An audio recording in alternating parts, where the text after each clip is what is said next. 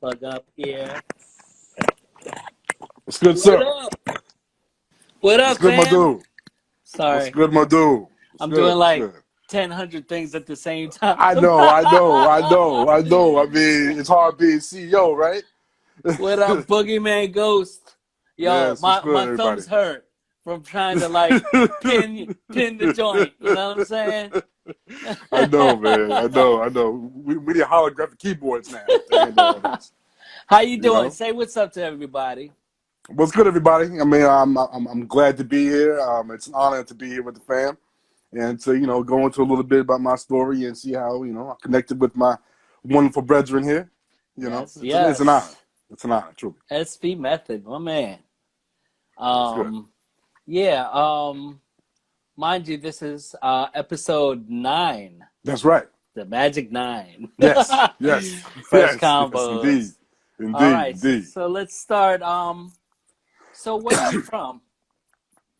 Well, I was born in Washington, D.C., but I lived most of my life in Maryland. So I guess you could say what other D.C. cats would call me as a Maryland Bama. I've been here in BG County most of my life, and pretty much it there. Yeah. All right. What school did you attend? I went to High Point High School out here in Maryland, along with a couple other Amphbns and some hibernation members you might be aware of. But yeah, I went to school. I went to High Point High School in Bowie State for college. Right. Who are those that you went to school with? Go ahead. Well, my brother Chitonga and his brother Seed and The Juma brothers. Yeah, Juma brothers and our man Priest was up there too. Larry Ware, he was a senior. When I went there. So he was a cat that I looked up to, and but I met Chitonga, Seed. I went to school with Larry there too. Mm-hmm. And Joy as well.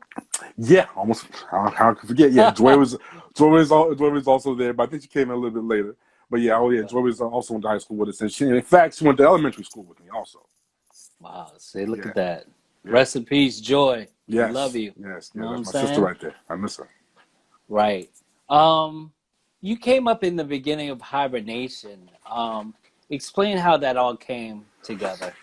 Well, I started out rapping, and I guess one thing that always fascinated me was, the crews and the family aspect that everyone was put into hip hop at the time. And I remember starting off with some of my guys through a family friend of mine in another neighborhood. Not even going to my high school. One was a family friend of mine, but then, at high school, I had heard about a couple of guys rapping. I mean, we were doing the usual thing everyone was doing with the lunch table thing and ciphers in the hallways. But I had heard about Chitonga and his brother. And one day, I can't remember why or how, but I saw him in the classroom and I just approached him like, hey, I heard you rap, and I think you might, want to, check out my guys and see what we could do. And from there, that was it. We started getting together in my friend's basement and mine, and just started recording and doing a whole bunch of stuff. And we had some names before that, of course, but that's where hibernation basically began, right there, back sometime in the mid to late 90s. Yeah. There you go. Y'all heard it first. Late 80s. Yeah. See, y'all heard it first. The birth of hibernation. Yeah, definitely. How did you meet Cyrus and Chitonga? Well, I mean, Chitonga, I went to high school with him, but Cyrus. I also went to school with Cyrus also. But there was actually something of a Caribbean connection there between our families, as well with Joy's family as well.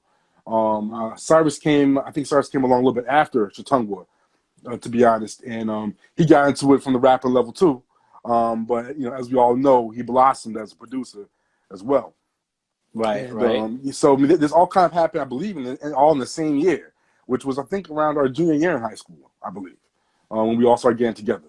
And we weren't hibernation at first, of course, but we were going through a lot of development at the time, and the big leap was when I finally made it to my first music conference around that time while I was in high school, and I came back with a lot of information that we didn't have before. and and it kind of changed things up a little bit. Right. That's when the guys and I got a little more serious about it. You know, even before we graduated. That's dope. That is dope. What music equipment did you start out with? Man, I started out with not necessarily one of the more popular pieces. It's more infamous now thanks to the RZA. But I had the Sonic EPS 16 Plus, this big monster of a keyboard that was like 35 pounds or something, that I learned about through my brother Jason, who introduced me to a friend of his named Eric, who had the machine. And Eric happened to be a DJ, and DJ Kid Koala, in fact. Yes. And he showed me the EPS 16 Plus, and from that point on, well, at least after I begged my father to let me get the keyboard instead of a car, I was dedicated to production from then on. And from there, though, after I ran into a rather unfortunate situation in a session with a mutual friend of ours. We'll talk about that. Yeah, we'll talk about that. So how did you meet? How did you connect with Kid Koala and Blue Rum 13? Oh man, well that was this is a time when I was working with, or at least interacting with a few different circles, and this one particular circle involved friends way out in Montgomery County here in Maryland, and it started with through my brother Jason, and through Eric. I remember meeting James, and we connected, and it was at the time we were all getting ready to graduate from high school. So when we all went to college, we stayed tight, and he went to Howard, I went to Bowie. And so during that time, he wasn't called Blue Rum 13 at the time, but after that was much later. That first year, but we ran around a whole lot during that first year of college, and that's how we connected. Yeah. So just to remind y'all, Eric is DJ Kid Koala, and James is Blue Rum 13. 13. Yeah. I mean, Kid Koala. The thing with Eric was, he was really focused on his music even back in high school, and like when I remember we all graduated, but for some reason Eric just kind of went poof. We were like, where'd he go? Next thing you know, he's on tour, doing all kinds of wild stuff with animation and very creative things with music. So he was one of my early influences, and I give him a lot of credit for helping me take production seriously. That's dope. So he basically inspired you to do what you're doing now. Yeah, he definitely did. Yes. He definitely did. I mean, those guys were doing songs on graph paper. To this day, I don't know what they were doing. That's what's up. Yeah. In college, you met Cannabis at his prime. How did you guys connect? Well, I would say, for some reason, even though I was about to go to college, I ended up on a college tour. Don't ask me how. But I remember sitting on the bus. This had to be in 91 because between 90 and 91 because Leaders of New School had just come out, and I was obsessed with Leaders. You know what I'm saying? I remember sitting on the bus. We were on our way to Georgia or Atlanta or something, and I had Busta Rhymes blasting in my headphones, and people were just getting on. And this skinny kid, this big head, stopped next to me, and he was like, "You listening to Leaders?" I was like, "Yeah, you know about?" Because I didn't think everyone people knew about it. And he sat down next to me. He was like, "Yo, what you think of Busta Rhymes?" And we started talking about Busta Rhymes. He was like, "Yeah, because I'm Jamaican. You know Busta's Jamaican too." I was like, "Oh yeah, we all Jamaican. Bunch of proud Jamaicans." So after a while, he was like, "Yo, I rap and everything," and he showed me his rhyme book. And let's just say, man, I think I knew, clearly the progenitor to what Eminem was trying to do. I mean, the dude was like literally doing graphic descriptions of his lyrics on the same page, like visuals. It was crazy. So yeah, and he said his name was Cannabis, and we connected back then, and we hung tight for a good 6-7 years. I learned a lot. I learned he was the first MC that showed me what a real work ethic was. Because at the time, it's just a bunch of us in the basement doing songs, recording, eating pizza, annoying my mom and everything. But he was the one guy, the first guy I saw who was up till 4 a.m. working on lyrics while everyone was asleep. Up all night. And then so wait, you guys did waking me up together? to record. Oh, I have an old demo in here. Wow. Yeah, hey, man, Did it ever come out? Was it like in? No. See, the thing is too, I was also exposed to an artist that was very driven to get into the industry directly. Okay. And for me, I'll admit, being that young, it was a little intimidating. You know what I'm saying? Right. Because at one point he actually invited me, because he moved to Atlanta, invited me out to catch up with him. Next thing you know, I'm hanging with the Lost Boys. I'm like, like what the hell? And I'm getting a crash course in what it's like to be an artist on a day-to-day basis, which at the time was a little scary to me, to be honest. But I learned a lot from him. You know, we were really good friends, and it was definitely one of the first of a few doses of the industry that I got over the course of my journey with this. That's dope. I mean, at least you have a demo with him. Yeah, I would say that. Yeah, I can say that. You know, I mean, I wouldn't put it out. You know, it is what it is. It's a good. It's a great experience, and you're like, you can brag to your friends, be like, I got this. You know what I mean? We'll see. We'll see. All right. So tell us about the Howard's first hip hop conference. Oh man, yeah, that happened in '91. What stood out for me was, yet again, this was another thing I begged my father to let me do, because I never skipped school. The conference was during school hours. I never skipped school. So I said, Dad, this is gonna be the one day of school I'm gonna miss throughout my whole career. I got to do it. He was like, okay, go. So I go to the Howard Hip Hop Conference. I met Paris. I don't know if anyone remembers Paris. One of the conscious rappers from the '90s. I met Cam. I met Organized Confusion. I met all kinds of cats. But the real value was, aside from being exposed to a lot of culture and industry, were the panels. It was the first time I was introduced to the concept of publishing and mechanical royalties and tour support and marketing and advertising and all this scary stuff that I realized, this is a career choice. This isn't just for fun and games. Right. So it took place over about, I think, 2 or 3 days. And it was one of the best times of my life. I mean, there was some crazy stories from my boys that ran the Biggie Smalls out there at one point. And Biggie took my man's chicken wings and everything, and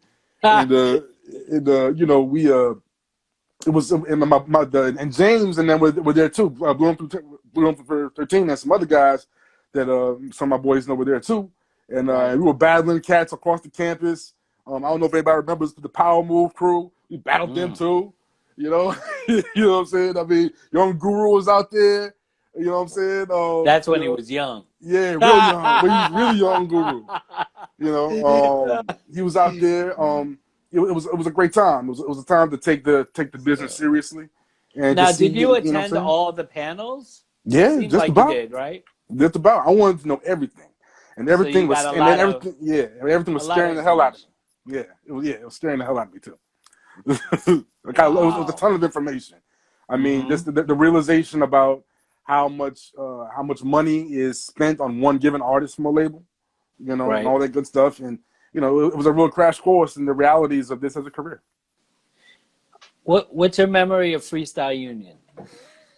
Man, Freestyle Union happened this definitely was after high school, and Chitonga was the main person that introduced me to it. At the time, I was still working with a few people. I'm trying to remember the time period this happened. It had to be at least at 93, maybe 94. Chitonga could verify that because he told me about it at the time, and he first took me to a place called 8 Rock in Southeast DC, Right. All I remember was a dark club and a row of MCs by a stage and beats blasting from somewhere. But what got me were the MCs that were getting on the stage. Right, right. I had no idea that there were cats with this level of skill out there. And it blew me away. I don't remember how many times I went to A-Rock after that, but suddenly we were HR 57. And that's when I met you guys. Your brother, Beth, John, Kokai, Zach, everybody.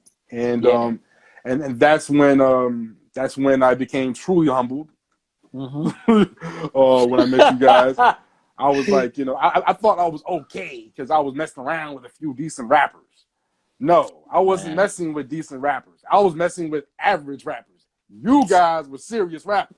That whole Duke Ellington thing, I was so jealous and had so much respect for that something like that even existed. So, Freestyle Union, I mean, the best part was everyone was so welcoming. Right, everyone was so inviting.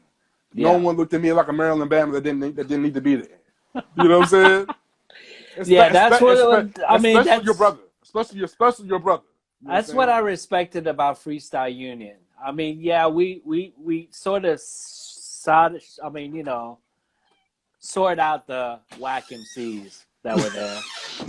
But, we were still inviting. We would be like, okay, this is what it is. We want to invite them. We don't want to, intimidate anybody. Exactly. So, I mean, I loved it. Like, Tony Blackman, was great. She was great at what she did, bringing everyone together. And all the MCs, I mean, even though there were egos there, there was, they were still inviting. They still did their thing. You know what I mean? I'm not sure if there's any such thing as a whack MC in Freestyle Union. Right. There was no whack MCs, but if there was someone that was like, that didn't seem quite as focused. The whole thing was about getting them focused, and I really appreciate and respected that. I mean, it really built some great artists there.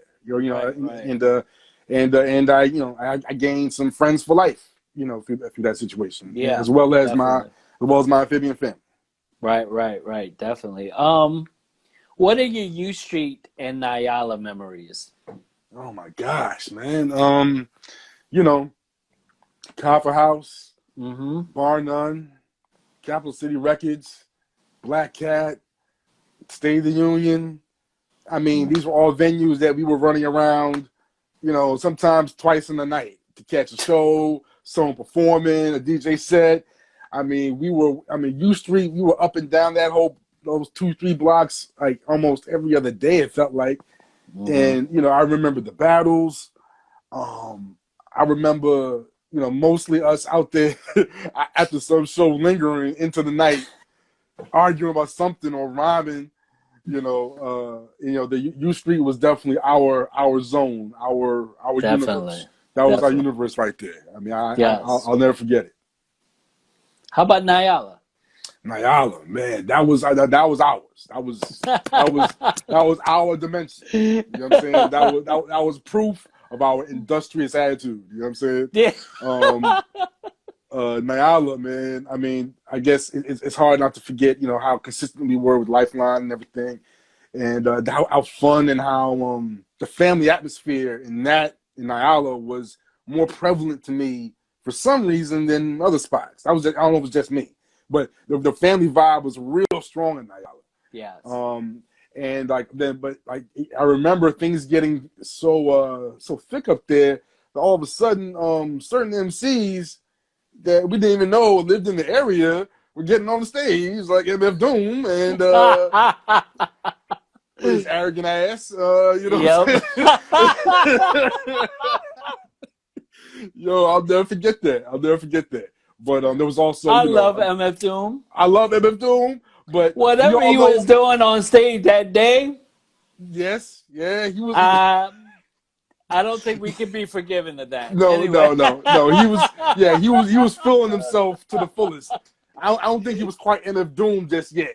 at that point. He was still He was Daniel. he was Zev Love X. Yeah, he was still So Daniel. that, like, you know. But I I definitely remember all the live sets that Trevor and Zach and Jay did, and the impromptu performances. I mean, I think we felt that way because the whole collective put in work in that venue. You know what I mean? Yeah, at the door, on the stage, out in the street. I mean, yeah, we really own Nyala. We really own that spot. Definitely, man. Really good spot, Nyala. I wish it was still there, but like, I loved it. It's not there no more. No, U Street's barely there anymore. So, how did you get involved with the Amphbn Collective? Besides Freestyle Union, like. Well, I mean, I would say, the what really cemented it for me, after, we all kind of moved on from the union. I guess my memories of being in my memories begin with the Amphbns on Euclid Street at that house. The infamous Euclid house. Yes. Yeah. There was this house owned by Aaron Henry, Jamal, Trevor, Jamal. Man, look. I mean, look. It was, I send my apologies out to Aaron now because I know how much we did certain things up in there. You know what I'm saying? And sorry, my dude. It's all love. You know what I'm saying? But that was the hub. You know what I'm saying? That was the creative hub. We were up in there all day, all night, making music, talking about music, working on something. I mean, it was where the family for me was cemented. You know what I'm saying? Yeah. That's where I know we were formed a bit before that, but a lot of my core memories begin there. I mean, the days, the nights, and the fact that I could even rest up there for 2 or 3 days at a time with my equipment and do my thing was one of the best parts. And, I mean, we recorded a lot in Euclid. Yeah, thanks for Trevor Goodchild. He was like the studio was his room. Yeah. Unfortunately, but I mean, those guys. I mean, Trevor. Trev did some amazing work in that house, and definitely. I really appreciated just how they allowed me to even be there for the process, because usually it's a private thing. But Trev was very open with it, and very open. And I mean, so many different songs happened up in there. Yep.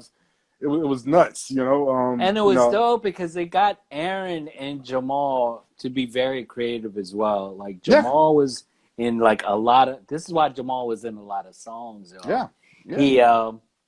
He went into the room and wrote and recorded. Then went back to his room, and then when he heard another beat, he was like, because it was nonstop. You know, it was nonstop. Every time I came over, I could hear it from upstairs. I mean, it was nonstop. And I mean, a lot of stuff. I mean, a lot of demos have been recorded there. It's great times, man. Wonderful times. Times. I think Trevor was in like that space of just like wanting to create, so he did.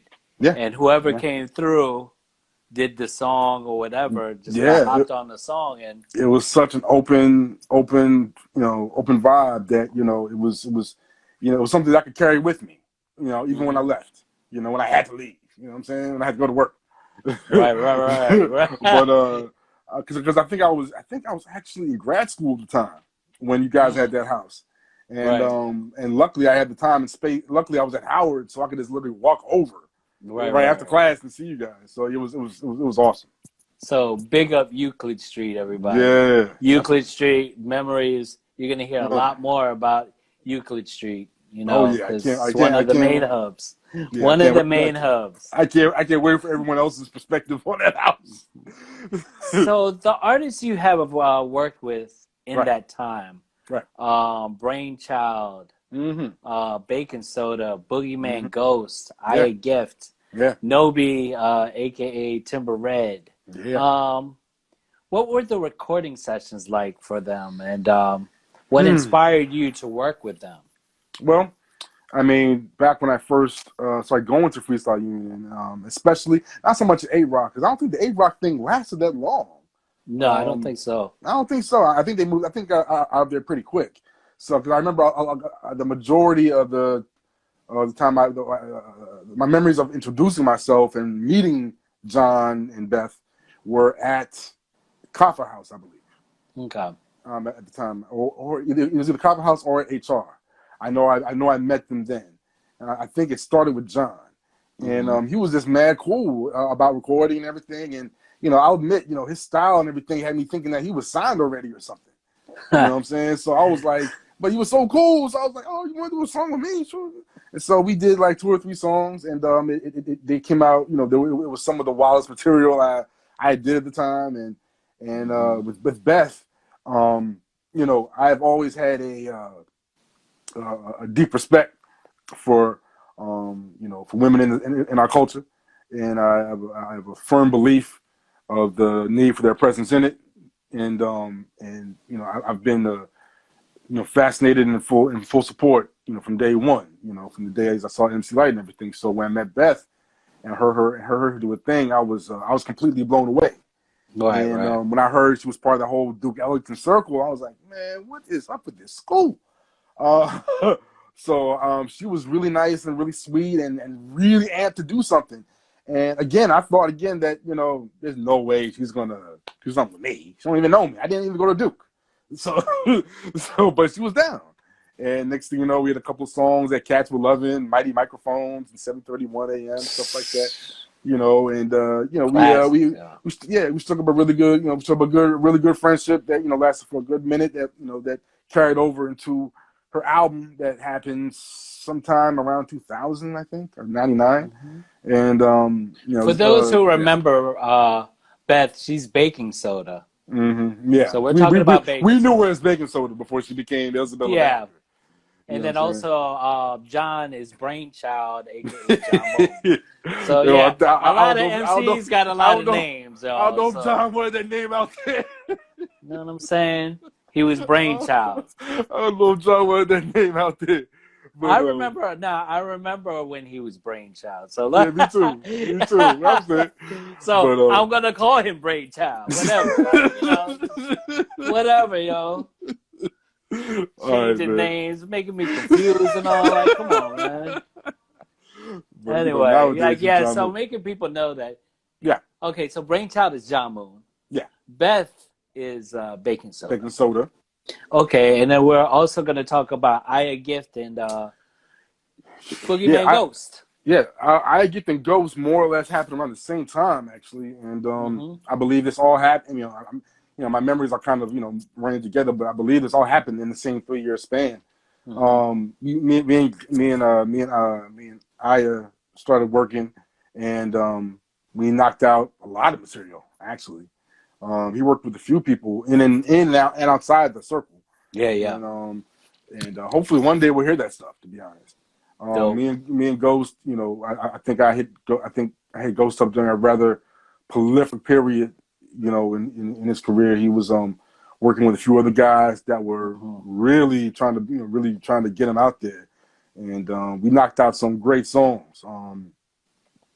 So he was definitely a part of the standard that I expected from the people I worked with. You know what I mean? Definitely. Ghost had the work ethic, has the work ethic, and the talent and the presence, to do his thing properly. You know what I'm saying? So it was an honor to work with him. You know what I'm saying? It was an honor hear that, Ghost? You hear that, Ghost? It was an honor.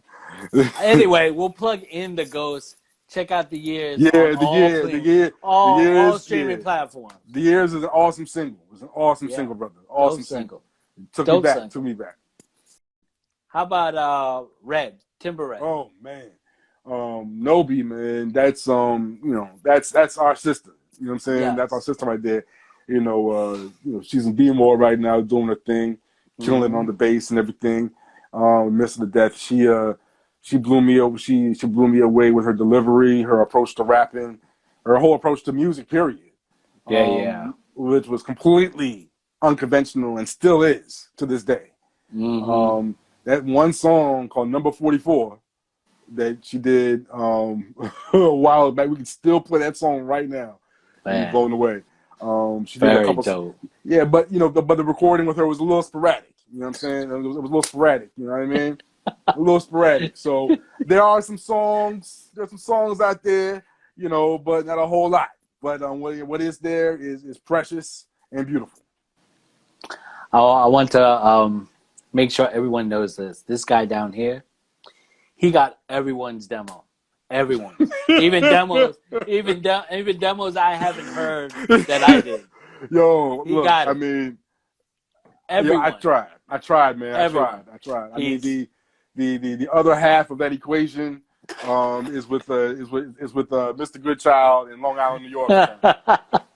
So I look forward to merging our collections together. Oh, and I heard that our man Spec has another third of stuff that we haven't heard. So yes, we'll see. Yeah, I mean, I do take credit for a lot of pictures and a lot of songs, but I know who's got some stashes that I haven't heard. You know what I mean? I know. So how did you get the name Bridge, and when did you change your name to SPMETHODS? Well, Bridge it's probably the name. It's probably the moniker I've had the longest. That came about pretty much from my blurred side. Okay. There's a character in X-Men comics called Bridge. GW, his full name is GW Bridge. I love the character, so I said, you know what, I'm gonna call myself Bridge. And plus I'm the nerd. Who else is gonna know that I got the name from a comic book character? And he was black. So I basically took up a comic book character from Marvel Comics, and but as time went on, I wanted to get more serious about my business. I decided to call my company Southpaw Methods because I'm a lefty. Right. And when I got into Instagram and I started trying to work out what branding would be, I decided to abbreviate my Instagram handle to SPMETHODS. And I kind of forgot about the Bridge thing, and then all of a sudden, MCs I'm working with are shouting me out as SPMETHODS on the record. Then people start calling me. I was like, oh well, whatever. I can't complain. If you remember it, fine, keep it, call it. And so I just ran with it. SPMETHODS is really just short for Southpaw Methods. Right. I mean, the family can call me whatever they want. Doesn't matter. The clients can call me whatever they want. Doesn't matter. I'm not complaining. It's whatever you remember. You like writing. What inspired you to write like business proposals and bios? Well, I mean, before rapping, in elementary school, I was a writer. Okay. And I had been reading voraciously since I was in first grade. Right.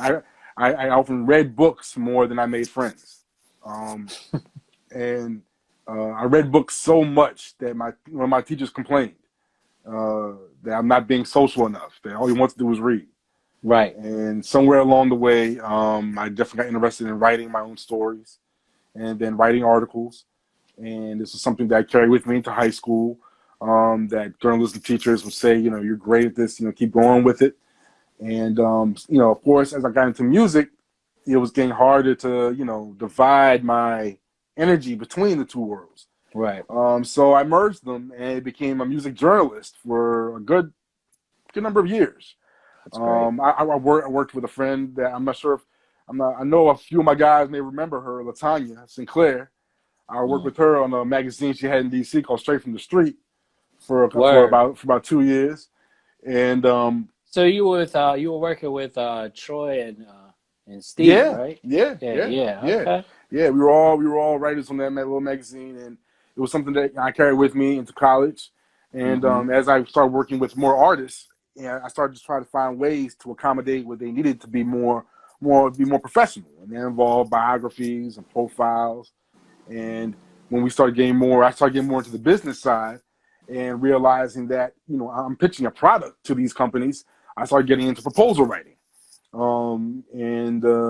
kind of grew from there. Right. I will say that it's what I went to school for too. I went to school for journalism, and I went to grad school for organizational communications. Mm-hmm. But I would say my industry has changed a lot since I graduated. So being a writer is, while it's still in me, and Well, in fact, I do plan to really recommit to a particular idea I've been sitting on for a few years. right, It's been tough. It's been tough. I can't lie. It's been tough, putting pen to paper these days. But right. it's still in me, and it's still who I am at the core, and it's still, what my guys count on me for too. So, I don't mind it at all. Check out the multi-talented guy right here. Writing, producing. Come on, man. Can't get any We'll see. better than that, right? I mean, we'll see. We'll see. So in 2021. during grad school, Mm-hmm. you took trips to New York. What was your focus? Let's talk about the whole butterfly dragon experience here. Oh man. Butterfly dragons. We were up. That's me, Trevor, Mm-hmm. Philly, Don, Yep. and Leon. And we lived in whatchamacallit, Clinton Hills, Fort Greene. Yeah. And SPMETHODS, my bad, came up during grad school, right? Yeah. At Well, that actually, time. I came up right before. Right. Right before. So tell them what you were doing. We were putting the whole package together. Explain the whole story. Oh boy, well check this out. Basically, I had graduated from undergrad. No, actually, you were right. I was coming out of grad school when I came to see you guys. Right. I was coming out of grad school because I wanted to get a job and live in New York City along with you guys. And I was just like, man, I was just like, yo, can you guys, hold me down, because you're doing your thing up there. And I didn't know where y'all were living. I just knew you guys were up there. And what's funny is that wasn't my first trip because I actually caught up with your brother before you guys moved in with him. Okay. My first trip up there, your brother had me come up and stay with him in his first apartment. Yes, with the dog right in the back. Yes, yeah. That's where that picture came from. Was skinny me in the white shirt. That was in his little apartment. Man, dude, he had a couch. That was it. There was no couch. Okay, wait. Philly's first place in New York came with a pit bull in the backyard, y'all. Yes. And he did not own this pit bull at all. It was just there. Man, look, it was awesome. I mean, it was also my first trip to New York on my own, to be honest with you. Where I just went. And he looked out. It was great. I didn't stay too long for that first trip. You know what I mean? Because your brother was working. I did not realize the amount of work you had to put in just to live. Until I saw your brother, man, that first year, I was like, yo, I don't know, man, because I barely saw that guy. I barely saw him. So I came back a little bit later when you came up and Trev came up and everything, and y'all got the basement apartment, and it was awesome, man. The only whack part was I still had the EPS at the time, and I couldn't bring that big honking thing up in there. I couldn't carry that thing, so I couldn't make no music. So I'm sitting there watching. A lot of equipment there. There was a ton. There was used anything. At one point, there was an MPC 3000 in there out of the blue. I'm like, who's this? It was Quasi's joint. Quasi was up in there for 2 seconds too. So the vibe was great. I mean, I loved being up there with you guys, and you guys really looked out for me because I was up there for 4 months and got one interview. One. No, but what was the amazing thing we did while you were looking for a job? This guy put together the whole package. Okay, all right.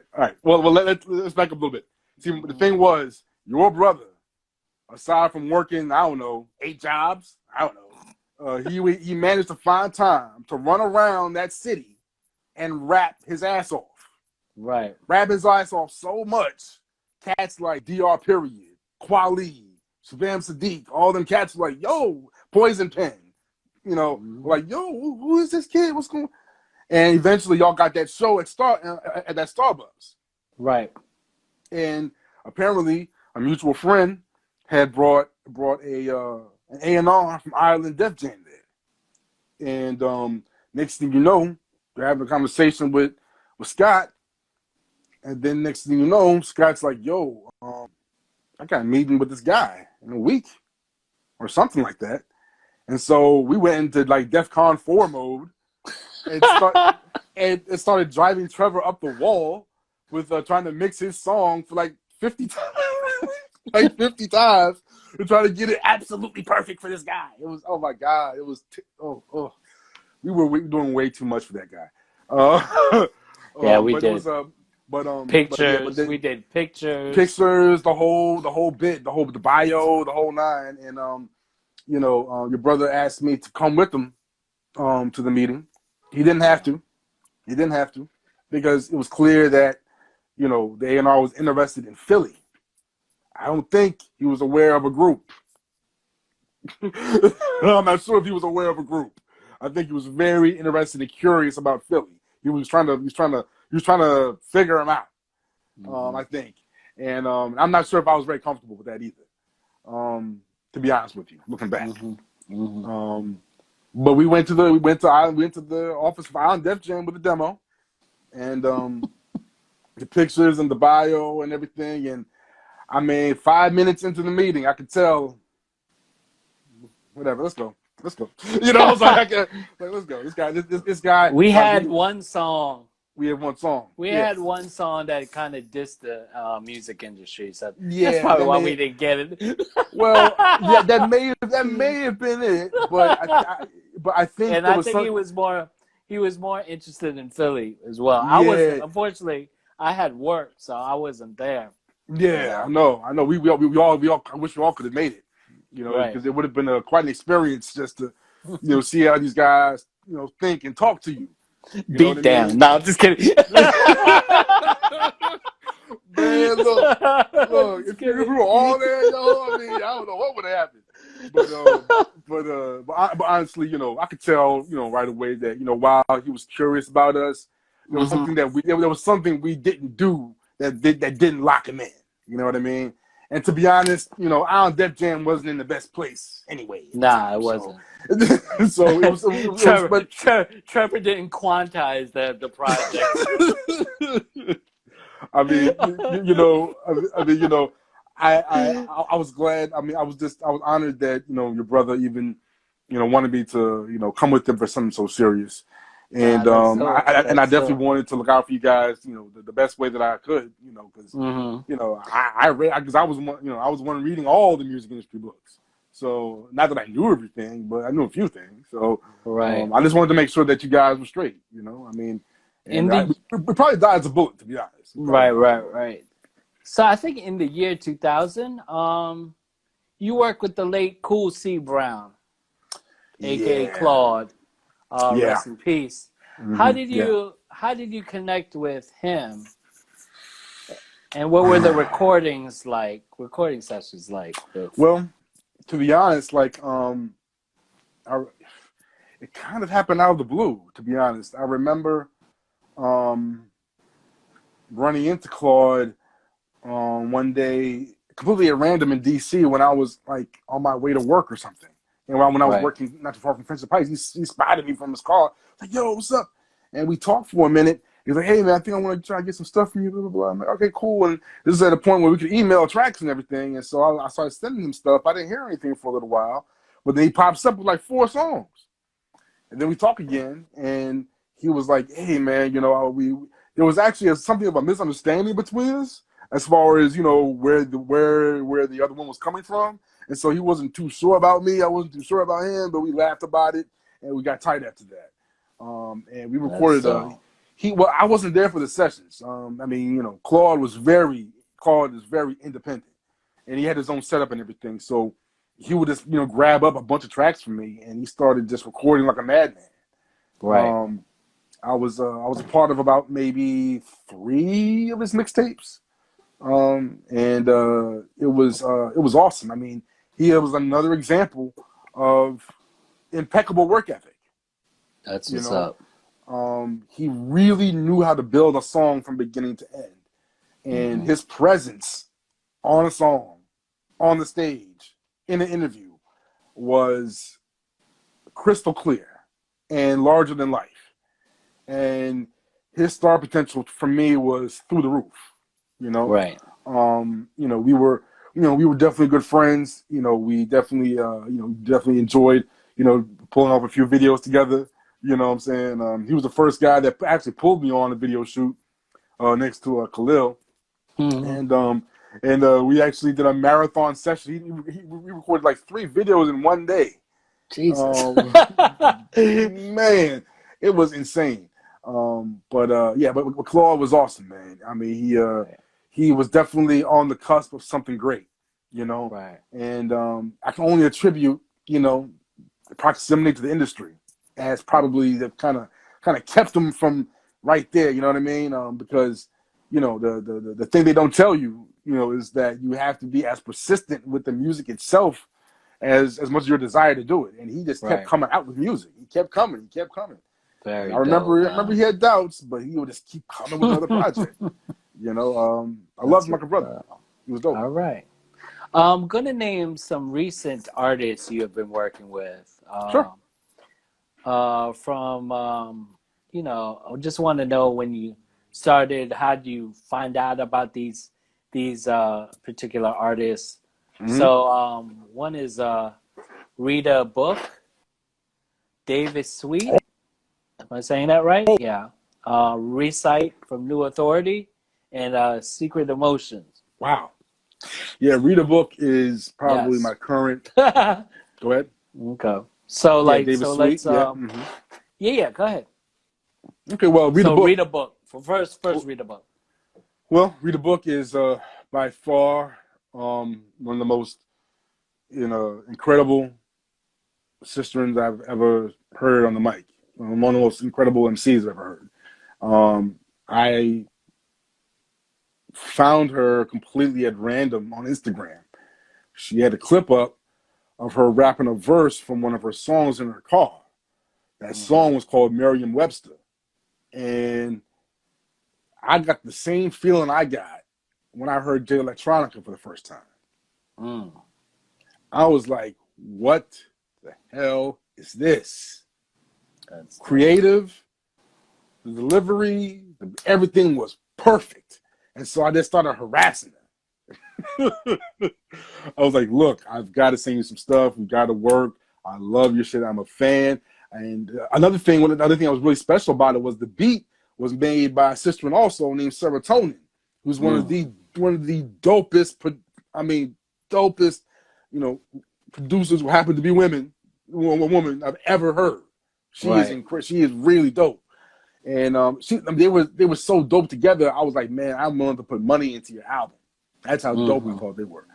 And but I also wanted to work with her, and she was game. And next thing you know, she's rapping to like 4 and 5 of my tracks.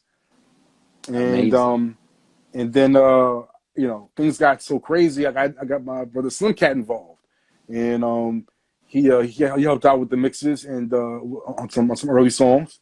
And things got so we got so into it that I went ahead and did something I never did. And I flew her out here to record. And we knocked out a ton of material. And she managed to even perform at Beats After Brunch. And yeah, man, I felt like I was a label that weekend, man. Where can people find our music at? Well, right now, Rita has 3 singles out on Spotify right now.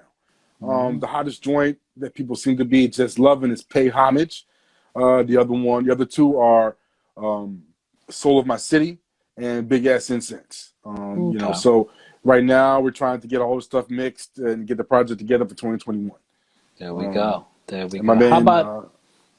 Go ahead. No, David Sweet. David Sweet. Yeah, I met him through a mutual friend that a couple of guys in the family know of, and he's from the DC area. We've been working steadily for about a year and a half. His stuff is slowly coming together, and we're about to get down to. He has a single out now called Chicken and Biscuits on Spotify, and we're gonna focus hard on his album pretty soon. But we've been working for a good minute now, and we're trying to get some. I'm trying to get to take control of the indie side of his situation. so I don't have to, do as much shit. How I'm about sorry. New Authority? Oh, New Authority. New Authority, that's basically the group with me and my man George. And George is Blue Room 13's brother. And Okay. we actually did an album back in 2012 that's on my Bandcamp called 8 Hertz that I still love to death. And but we did a new album that we finished earlier this year called Entropy. Okay. I'm really proud of that one. We pulled out all the stops. We got my man Omar Morris on there singing on a couple tracks, sounding awesome. We have some really strong singles on there. We hope to get a couple of visuals together for it sometime between the end of the year and to the next. Cool. And it's Okay. How all on about? Spotify. There you go. Yeah, it's all on Spotify. Secret Emotion. Last one. Yes, Secret Emotions. Yes, she is an erotic spoken word poet from the DMV area who knows a couple cats in the family. She's worked with a few people in the family. She's been around the scene for quite some time, and we did an EP called Ready, Willing, and Able that came out earlier this year. That's also on Spotify right now. Her single, the Ish, is getting a lot of traction alongside her other song Ugly, and right now I believe she's a bit under the weather, and so I hopefully she will get well soon and link up with the brethren soon so we can knock out that album she was talking about. There you go. Mm-hmm. There you have it. So y'all check out the Spotify with these artists that we just mentioned right now.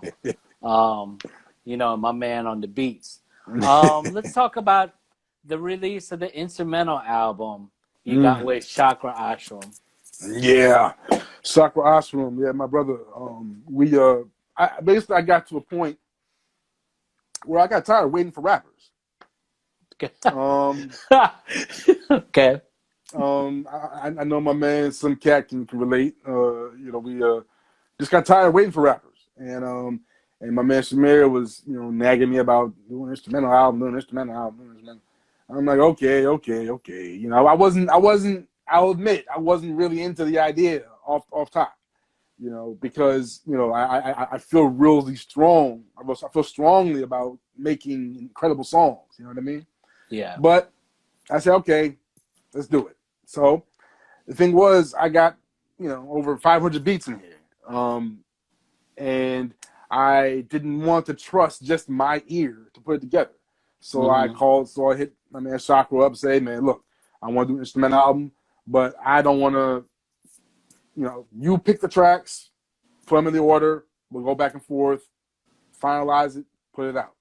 So he actually came up with the titles and the covers, and he picked the tracks and the initial order before I would do my own thing to it.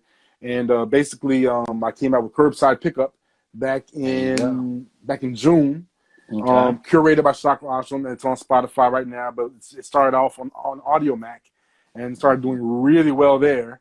And it's technically my highest charting instrumental album on Audio Mac right now, but it is picking up some steam on Spotify.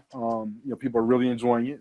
I have another one out now, also curated by Chakra Ashram, called Bokeh. And a little bit more for you, for your sniffing it up, a little chill vibe, you know what I mean. And that was trying to pick up steam. For the lovers, you know what I'm saying, for my wife, you know what I mean. So there's another one coming called Leather and Wood. I'm gonna have that ready for the fall. So check that out on Spotify, and check out all the others on Spotify right now. Yeah. We're also working on getting all that stuff on. Yeah, we're gonna get all that stuff up on YouTube also. So look out for that. Well, how about your album with Shamir from Wome? Well, can you talk a little bit about that? Yeah, I can definitely talk a little bit about that because I need to really, need to get back to work on that one. I'm sure he enjoys hearing that. Yeah, before our very own Sug hits me up on the hip and whatnot, I better get back to work. But yeah, me and Shamir, that's my brother too. He's very motivated right now to put out material, and Right. and he knows I'm just as motivated, because what I'm telling everybody around me is that catalog is king. Okay, catalog is king now. Not more so than it was back then. So we got to keep working. We got to keep recording. We got to keep grinding. Tough. And Shamir is definitely embodies that. Shamir and his partner Nice embody that to the fullest. You know what I'm Right. saying? If you remember how crazy their SoundCloud was. So we started recording maybe about 6 months ago. Okay. And we're I believe we're done with the recording. I believe we are.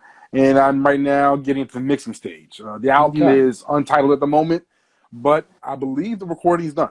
So So we're it's looking forward. Yeah, looking forward it's definitely almost something. done, y'all. It's almost Okay, done. real quick, because we have less than a minute left. Oh no! Name the podcast for people to check out. Oh, The 3 okay. podcasts. Yes. I have 3 podcasts. Everybody. I became an avid podcaster because I also, again, I got tired waiting for rappers. In the Black podcast with my brothers, where we talk about social issues. The Blurred Verse podcast, where you get to hear all the geeky stuff, where I talk about Miles Morales and Black Panther and everything. And the podcast with my wife, the Look of Love podcast, where we talk about relationships and our relationship and all that good fly stuff. Look of Love is on SoundCloud at the moment. Blurred Verse and In the Black are both on Spotify right now. So please enjoy. As a matter of fact, I have a new Blurred Verse episode coming out tomorrow. And we have a very special interview with a sports political reporter this weekend on Within the Black. There you go. Yo, big up to my man SPMETHODS. Big Check up out to my man, Spotify. JoeyTooFresh. You know what I'm saying? Yes. Make sure you check out Go Single of the Years on Spotify. Yes. And check out next week. We got Aya Gift for No doubt, episode 10. Yes. Thank you very much, SPMETHODS. And peace, y'all. Peace, everybody. Peace. Yeah, we're about to just finished up the Glenn Fittich and Cohiba's video shoot. The only plan is to win. Feel me? It's hot as hell out here. I know. You can't see the sweat. You can't really see it. So, But you might smell it through the camera. You feel me? bad shit. It's real hot, man. Hey, shouts out to my man Tim, Bridge, Ronald Braun over here. Sickness, man. Godzilla. Everybody that helped out today, man. It's beautiful. It's a beautiful thing. Beautiful thing. Black love, man. No doubt. Yeah. Word. Now this is the most important part of the shoot. You know, making these rappers look good. That's cool, man. We do that. But the most important thing is getting the footage over here on the computer. Because until it's on the computer, the shit don't exist. It don't exist, yo.